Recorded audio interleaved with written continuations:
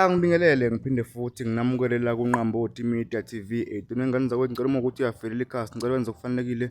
Cofa u-subscribe ulike bese uphinde uphawule lapha ku-comment section.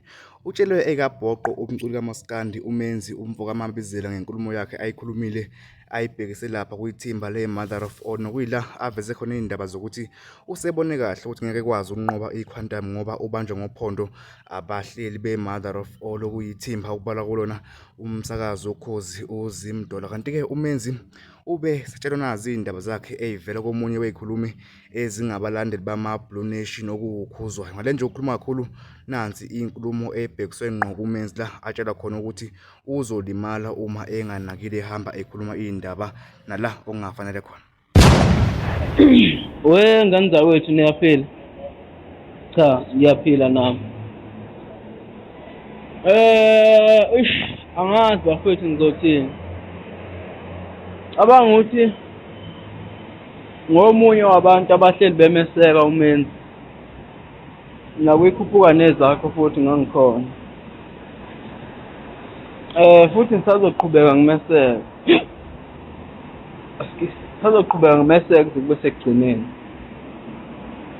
Kodwa kukhona lento ezolimaza uMenzi noma ezolimaza i-career yakhe. Uyabo lento le yokuzwana nama-TikTok nalento le yokungena ko-live abaningi engeva ukuthi upromote umsebenzi wakhe, kube ukuthi ngoba iyona ndlela mhlampe yokuxhumana noma yokudlulisa izikhalo ngezinto ezithile asuke engekho happy ngazo. uMenzi une-page lakhe ku-Facebook, une-page lakhe ku-TikTok, une-channel yakhe futhi ku-YouTube. Angiboni ukuthi kuyawenza umqondo ezi-artist elikhulu elingangoMenzi elicula ngale ndlela bese mina ngizohost live, uMenzi azobhodla ku-live wami as umlandeli. I think uMenzi kuzomlimaza lokho, umbone lo. 2 ku-live akade enawo kaMgibe, ngokubuka kwami besingekho isidingo sekukhuluma le nto le. Bekumele yena uma engekho happy ngezinto ezithile axhumane nabantu be-Mother of All, akhwithe uma ukuthi akasafuni ukuvotela. Lento yokukhuluma ko-live babalandeli ngeke umsize ngalutho.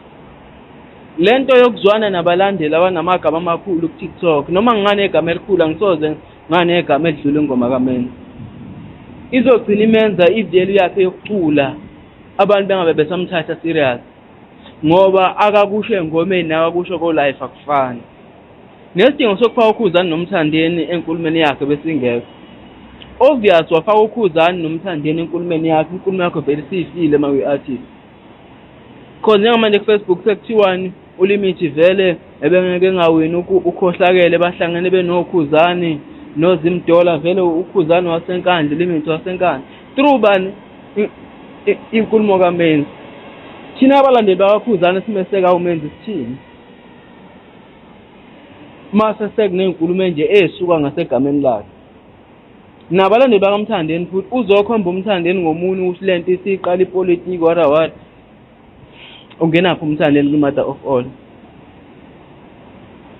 Angazi mfowethu, angulawuli uMenzi, kodwa-ke ngoba umkhaya wami ngathi mhlawumbe zikhona ney'nsiza ezingakubonisa emnambisi ukuthi hayi ngathi lokho usukwenza amapheji nabalandeli akukhona.